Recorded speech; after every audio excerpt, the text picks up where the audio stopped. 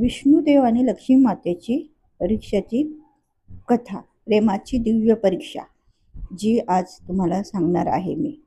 एक अशी कथा आहे जिथे प्रेमाला परीक्षा द्यावी लागते आणि श्रद्धा जिंकते. वैकुंठात शांतता, विष्णुदेव विश्रांती घेतात, लक्ष्मी माता त्यांच्या सेवेत हजर असते.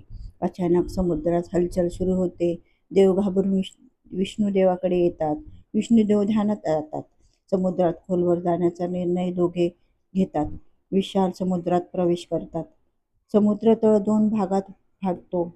एक तेजस्वी समुद्र मायामणी दिसतो. त्याच क्षणी लक्ष्मीची परीक्षा सुरू होते. भयानक भ्रम, भीती, अशांती, धोक्याचे दृश्य. पण लक्ष्मी माता शांत, स्थिर राहतात.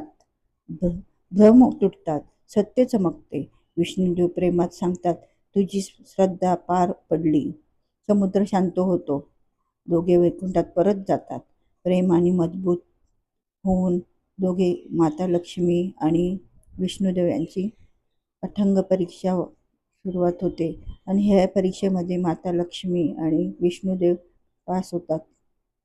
हीच ही त्यांची परीक्षा, दिव्य परीक्षा असते.